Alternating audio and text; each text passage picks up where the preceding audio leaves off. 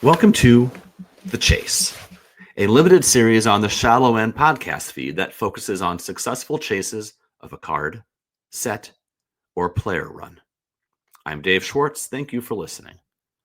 Today's guest on Instagram goes by @TheIronSheik, with Sheik spelled Sheek, but you can just call him Sheik. And this is a story of a LeBron collector who had started to wonder whether he'd ever find one of his most desired cards.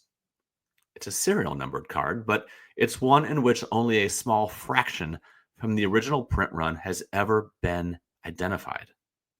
How does one chase a card when they don't even know where to chase?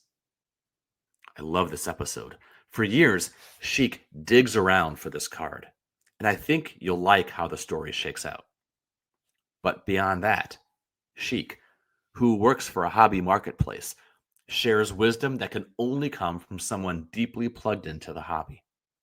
I learned something, you'll learn something, and perhaps most importantly, in the end, Sheik lands the card of his dreams.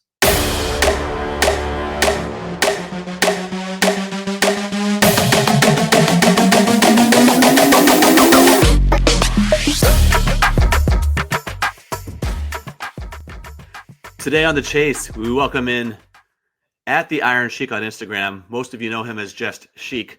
Sheik, thanks for being here. You recently picked up a card you've chased for a while at the West Coast Card Show. What was the card and how long did you chase that card? Yeah, so I've been looking for this card for about probably 2 to 2.5 years. And the owners of this card, they're just, they have no reason to move the card. They like having the rare pieces. And essentially the card was a 2007-08 Upper Deck Exquisite Inscriptions. It's a horizontal card and it has LeBron James signatured on it. And it also has inscribed Chosen One. And so LeBron James has about 35 inscribed cards in Exquisite across all years. 25 of them come from this set because it's called Exquisite Inscriptions. So this card is numbered to 25. All of them say Chosen One. The auto is extremely poor on many of these copies, and edges are really poor on a lot of Exquisite cards. So long story short, I've been looking for this card since end of 2023. That's when I started. I started to kind of really look at it hard, because prior to that, I was like telling my friends, man, where is this card? I can't even locate more than 5 of the 25 copies at this point. So I don't know who has 20 of the 25 copies. And I'm like, I'd like to say I'm quite connected to the basketball community, so I'm a little shocked by that.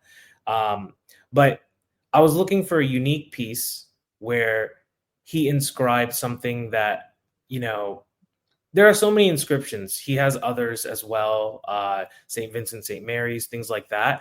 But to me, I was looking for the Exquisite piece, because Exquisite has always been my like first love. Even when I first started collecting and I couldn't afford Exquisite cards, I still liked it because of the group that brought me into the hobby. They're the ones that taught me about the importance of game use, the importance of on-card autos.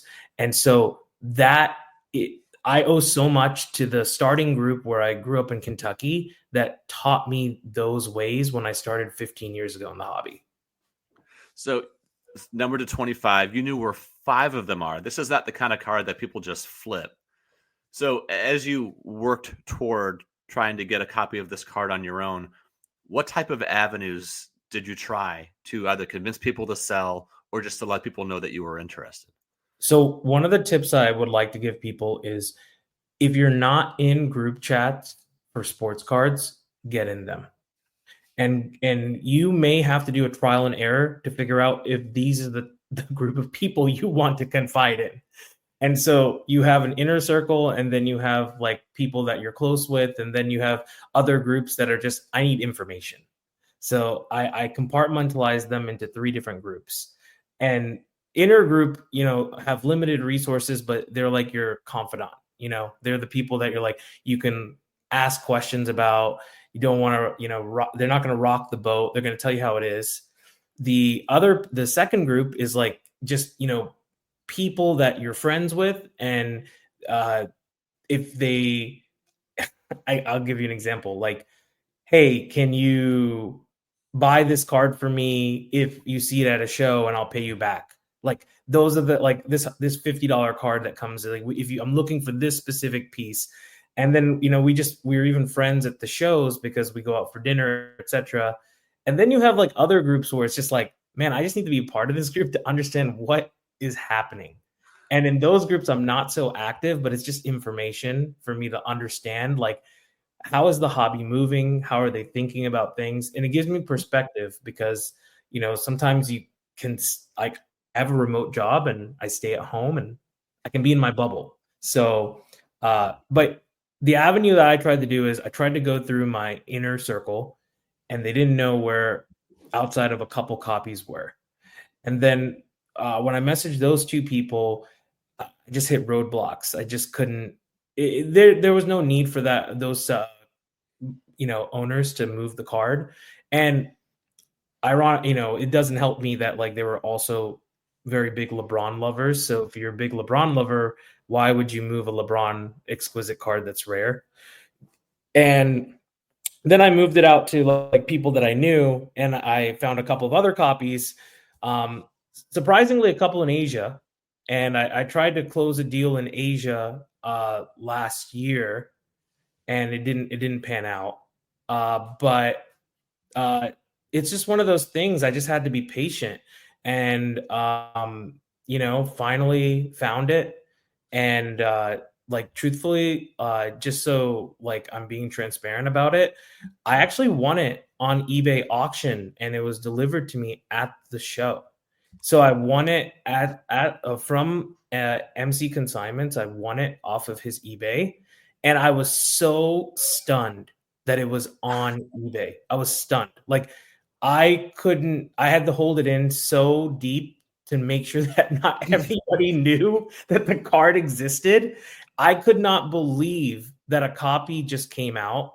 I didn't find out, I don't know details of who the consigner was, etc., for MC, but I just had to go. And my price was higher than what I was willing to go higher than what it sold for. And I was just, like, happy to have it. So I just been consolidating in the background to pay for it. And it just so happened that they were coming to the West Coast Card Show. I live in California. It worked out perfect for timing, and I made sure to try to consolidate before that show to kind of get it paid off so I can, take it down. That's unbelievable. I can't imagine your reaction when you saw that pop up on eBay. Did you just have a save search and just there it was, or did somebody at MC give you a heads up? No, it's just random. It was random. You know what? I would have known the next day because somebody in my inner circle called me and said, "You have to get it. You've been waiting for this one. You have to." My buddy called me the next day and he's like, "If you don't get it, someone else is going to get it, and you're not going to get to see it." And that's exactly what it was. And to be frank, like, I had it with me all show. I showed it to people. People made offers on it. I didn't really want to entertain offers. It's one of those things. It's just like, I want to just look at it. Is that hard to explain? I don't think so with cards. No, I think we all get it, regardless of the card or the value, right? If it's something that we're looking for and you finally get it, that's what it's there for. But when you did get it in hand at the West Coast Card Show, what was that moment like when it was delivered to you? It was awesome because I've had moments like that right before COVID hit. And I had secured some really nice pieces before COVID hit. And it felt like that kind of moment because, I was, we were going all to the card shows before COVID. It was just, what surprised me a little bit, Dave, is it is very bright blue in person, the autograph. Almost like it felt like it was pack pulled yesterday. And I have a couple other exquisite autograph cards where I have very nice blue autos, and it was brighter than those autos. I was very surprised. Sometimes, like, you see it on auction and you think, is this really this blue? or is it not? And it was really that blue. And I think that surprised me even more, and more excited to get.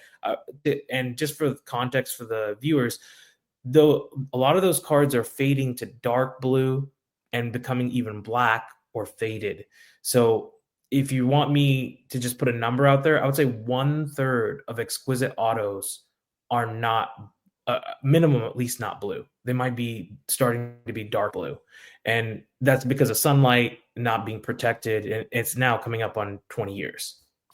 So whoever the consigner was, A, had good taste, and B, clearly stored this card properly and took good care of it. Yeah, I mean, it was graded a long time ago. I think that actually, no, sorry, you're right. It was actually recently graded. It had a 0017 on the serial number on Beckett. So that means it was graded, within the last few months. So I don't know, usually the stories that we see, Dave, is these guys had it in like some kind of two-row, and they just put it away in a drawer, and then they just, they take it out once in a while to take a look at it. On cards like this, like you won't see this transact very often. I don't think this is transacted in, I want to say, 5 to 7 years. So you won't see this again. You won't see this probably transact again for a while, unless people saw the price I paid and realized, oh, it's time to sell it. Maybe so. So you have a collecting history with the exquisite set. Just say a little bit more about whether it's this one or 0304, the set that you're also working toward, about what this set and this type of collection means to you. So when I started collecting, by the way, I grew up hating Michael Jordan because I was a very strong Knicks fan, and he would just defeat us all the time in the 90s. So I just, I appreciate him today, but it bothers me that we couldn't get over the hump because of him, like many other players. So I started collecting early 2000s. That was like my thing. And LeBron is the guy I grew up with. So that's why I stayed in 2003 to 2009. And when COVID hit, I think you kind of saw it. Everybody was making money on everything. It didn't matter where the genre was. It was Zion this, it was Luka this, it was everything. And so I made a pivot to ultra modern. But then 2023 or 2022, I said, I'm done with ultra modern. I want to go back to my roots. And I got out of that, I don't want to like collect the players that I don't care about. And I went back to my roots, and like I'll tell a nice small story even before Exquisite, but 03 is the year I love to collect. I'm collecting the Topps Chrome Refractor PSA 10 set. I'm about 125 of the 177 into that set. I'm going after the 0304 Exquisite Gold set, which there are 78 of those, and I have a large number of those completed already. Those are out of 99, right? No, it's out of 25. This is the 25. base gold non-auto. Okay. Yeah. The auto one, deep pockets. I don't have those deep pockets, but it all started for me in like 2015. And I actually went back to college and didn't have a lot of money, and I was working a side job while I was going to college. And I was like, what can I afford? I need to do something for fun. And so it just started out like I just wanted to build the set. So I built 0304 Ultimate Collection. That was my set that I built. And that's every card, including the autograph one. It's actually the very first post on my Instagram, the very first one. And so it took me about 2 years to build that. I completed it around like 2017 or so. But essentially, the story that I want to tell is about the chase and why the chase is so important, irregardless of the value of your card. I had finished out the entire set, but I was missing one card. It took me 9 months to get this one card. And that's probably shocking for people with a 200 card set checklist.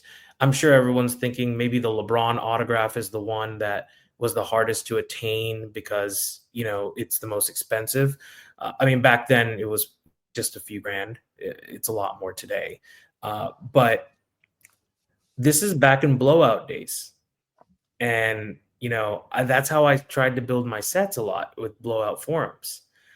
And I found one card I couldn't get. It was not on eBay. It was nowhere to be found. No show, no person could help me. None of my friends could help me. And finally, one day, I posted that, hey, I'm almost done with this set. And I posted, I think, a photo of one spot that's missing on a table where I'm missing one card. And essentially, someone messaged me, and it was a guy from Russia. And he had 200 of the 250 autograph of Sasha Pavlovich. And I could not understand it, but he was a Sasha Pavlovich super collector. And he saw that photo after that thread. That thread is no longer there, but that he saw that photo on that thread, saw the open spot, and shipped me out a card for free. And literally, like, said that this is the reason why I don't give up these cards at all for anybody, because I want to get them all. But you've compelled me to be like, I need you to complete your set. So he sees it, sends it, ships it to me from Russia, and I complete the set. But that card was so difficult to attain. I don't think he has those cards today, because I see the cards sell every now and then. But it was crazy back then that he had 200 of the 250 copies of Sasha Pavlovich. Sometimes the thoughtfulness that people will exhibit in this hobby, it catches you off guard. And not just because of the globality of it, but also just because of just obviously this person meant something to him. You use the term super collector. I almost thought super hoarder. When you have 80% of the 250 cards. But what a gesture of kindness. He saw that, he felt compelled to give it to you. And now you have the story, you have the feeling, and I'm sure if you were able to, you could help somebody else out in some similar way. 100%. Actually, like, I actually just completed the 08 Upper Deck Radiance set. And there's 2 years of that product. And I have a lot more friends in the hobby now. They found out that I was collecting it. And, I had 3 or 4 friends just ship me base cards of players, without even they just like, tell me your address. I have like 3 or 4 of these cards. I'm just going to ship it to you. I mean, they're like dollar cards for everybody else, unless you have the big names. But it's essentially, that's the community of set collecting. And I've done the same thing. I've had a couple friends that were building sets, and I just, they're just sitting in a shoebox for me. They're not doing anything for me. It means something more for other people. And there's like this, it's different now. Cards are viewed as like investment, and I get that. But to me, there's just this whole new other side where I wasn't attached to the investment growing up. And so for me, it was just like the object of completion. How can I complete that? And now you see people trying to complete very expensive sets. It's different. It's a different game. It's a different conversation. And some of these cards that were once popular are no more.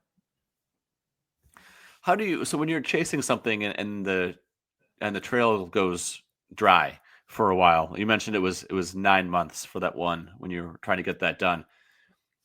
We all have other things going on in our lives that we can focus on. We have jobs, we have relationships, whatever. But how do you sort of, in your experience, how do you keep the faith and keep pushing forward when you don't know where else to go for a card that you really want? So first thing I have to tell myself is, am I okay with not having every card in the set? And if the answer is no, then for me personally, need to move on to another set. I just like to finish it. Maybe if it goes back to my 4-H leaf collecting days, quarter collecting days, I don't know, maybe. But then the next question I say is, okay, now that I can afford every card in the set, how do I want to attack it? And I attack it very differently today than I did when I first started. When I first started, I was motivated by the fact that maybe I can't get the more expensive pieces. So I actually tried to get the more expensive pieces first and then build the inexpensive pieces around. But today, because I have so many more interests and so many more sets, I do the exact opposite. I actually wait to get the more expensive cards late for a different reason. The more expensive cards are more available. You would think that would be the opposite, but it is not the case for 2003. The LeBron sell once a year, guaranteed. The Dwayne Wades will sell twice a year, guaranteed. The Carmelo Anthony and the Chris Bosh will sell a handful of times, guaranteed. The Baron Davis and Jermaine O'Neals of the world will be the problem. And that's where I'm like, I've completely reversed it now. I'm going after all the smaller pieces first to try to fit the puzzle. And there's so many of those that it keeps me enticed. And personally, Dave, like I try to go after two sets at one time. So that way, if I stall on one set, I can move to another. And other people will be like, well, why don't you just go for a more expensive set? But then I will stall and I'll get bored and then I'll get irritated. Maybe I might even abandon the set. You mentioned that people will say, why not go for a more expensive one?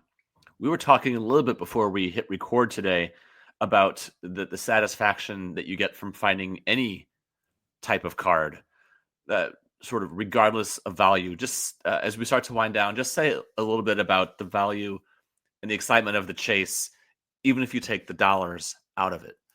Yeah. To me, finding the card that everyone passes up at the card show is cool to me. Like that's the one that's cool to me. Like if I go to a card show and I have a lot of friends, some are like buying stuff for repackers, they're looking for the liquid cards, etc. There's a lot of different people in the hobby, but there's like, if I wish I had a little bit more time, but there is something about going through the freaking $5 and $10 boxes. I don't go through the dollar boxes. I'm sorry. I just can't do it. It's too much work. But $5 and $10 boxes, there's something about it. And I think what's even brought me even closer to the $5 or $10 boxes is at West Coast Card Show, I didn't bring my son. My son is 2.5 years old. But in other local California shows, as an outing, I bring my son. And I see him go through the $5 or $10 boxes, and I get excited that he's going through the boxes. So for me, I'm now like in this whole new realm of rewatching myself through his eyes to be like, wow, the $5 and $10 cards are still it. It's still got allure. You just got to find the right ones that are for you. That's fantastic. Sheik, you've given us so much to think about. For those of you who don't already follow Sheik, it's the Iron Sheik, SHEEK on Instagram. Congrats on the Inscription LeBron and everything else that you're doing. And thanks for your time. And we hope to have you back sometime. Thanks, Dave.